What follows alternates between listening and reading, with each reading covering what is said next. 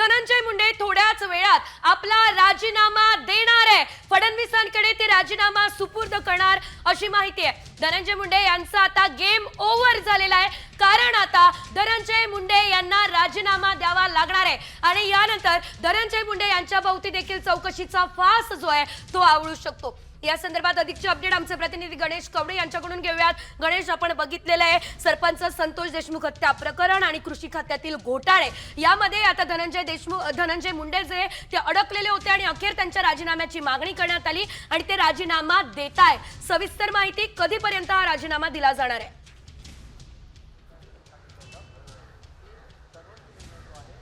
नक्कीच साधारणतः आज विधानसभा सुरू व्हायच्या वेळेस आहे धनंजय मुंडे हा राजीनामा देतील असं सूत्रांकडून माहिती समोर येते। कारण की जर बघितलं असेल तर वाल्मिक कराड आणि धनंजय मुंडे यांचे अत्यंत जवळचे संबंध आहेत आणि हेच संबंधांमुळे कुठेतरी धनंजय मुंडे यांच्या अडचणीत वाढ झाली असंच म्हणावं लागणार आहे। कारण की गेल्या काही दिवसांपासून जेव्हापासून संतोष देशमुखची हत्या झाली आणि हे वाल्मिक कराडचं नाव समोर आलं तेव्हापासून धनंजय मुंडे यांचा राजीनामा घेण्यात यावा अशी प्रामुख्याने मागणी होत होती। मात्र त्यानंतरून मुख्यमंत्री यांनी स्पष्ट केलं होतं की अजित पवार हे त्या पक्षाचे प्रमुख आहेत, त्यांनी खरं तर हा त्यांचा निर्णय आहे, त्यांनी काय निर्णय घ्यायचा तो घेण्यात यावा।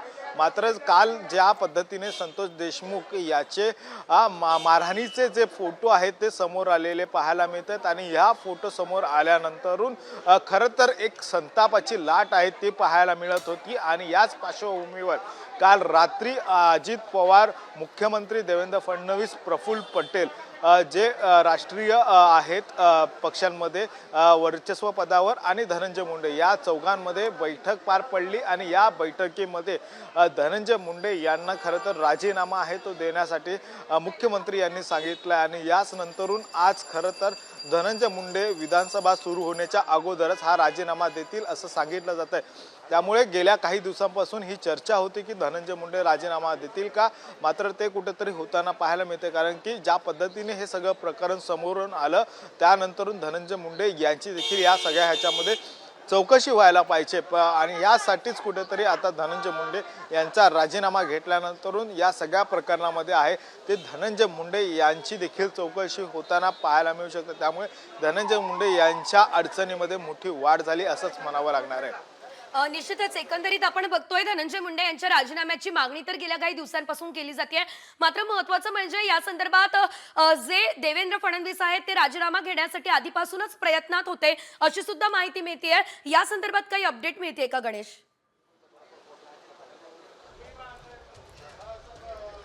नक्कीच देवेंद्र फडणवीस खरं तर यांनी स्पष्ट केलं होतं की अजित पवार यांनी भूमिका घ्यावी। मात्र अजित पवार यांनी देखील आहेत या सगळ्या संदर्भामध्ये धनंजय मुंडेंशी देखील बोलणं केल्याचं समोर येते। मात्र धनंजय मुंडे कुठेतरी राजीनामा देण्यासाठी तयार नसल्याचं देखील सांगितलं जात होतं आणि अखेर ज्यावेळेस एकाच मोठ्या प्रमाणामध्ये सर्वच ठिकाणाहून टीका होण्यासाठी सुरुवात झाल्या आणि राजीनाम्याचा जोर आहे तो कुठेतरी वाढलेला आहे आणि त्याच नंतर कुठेतरी आता मुख्यमंत्री यांनीच थेट आता अजित पवार आणि धनंजय मुंडे यांच्या समोरासमोर असतानाच धनंजय मुंडे यांना हा राजीनामा देण्यासाठी सांगितलेला आहे। त्यामुळे आज विधानसभा सुरू होण्याच्या अगोदरच खरं तर धनंजय मुंडे आहेत ते राजीनामा देतील असं सांगितलं जात आहे आणि त्यानंतर मुख्यमंत्री राजीनामा दिला असं घोषित करतील असं देखील म्हटलं जात आहे। त्यामुळे आज नेमका धनंजय मुंडे आता राजीनामा देत आहेत का की आणखी दुसरं काही पाऊल काढतायत हे देखील पाहणं गरजेचं आहे। कारण की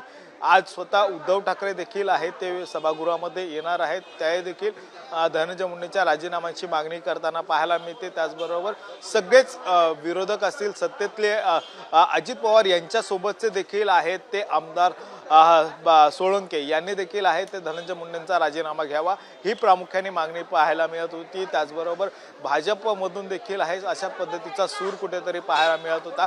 कारण की एका प्रकरणावरून सरकारची प्रतिमा जेव्हा सरकार स्थापन झाले तेव्हा नंतरून काही दिवसातच खरं तर हे प्रकरण समोर आलं आणि तेव्हापासून सरकारची प्रतिमा कुठेतरी एका प्रकरणावरून मलिन होताना पाहायला मिळत होती। त्यामुळे सरकारची प्रतिमा अशा पद्धतीने मलिन होत असेल तर त्यांना सहन केलं जाणार नाही असा देखील एक संदेश आहे तो दिलेला पाहायला मिळत होता, तरी देखील अशा पद्धतीचं प्रकरण समोरून येताना कुठले तरी ठोस पुरावे जोपर्यंत हाती येत नाही तोपर्यंत राजीनामा घेतला जाणार नाही असं सांगितलं जात होतं. मात्र आता कुठेतरी या सगळ्या प्रकरणातले जे फोटोज आहेत, व्हिडिओज आहेत, हे सगळं समोर आलेलं आहे.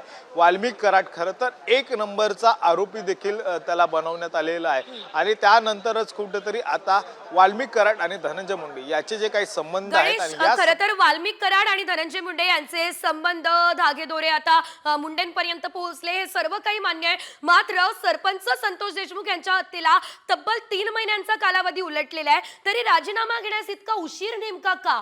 या संदर्भात काय अपडेट?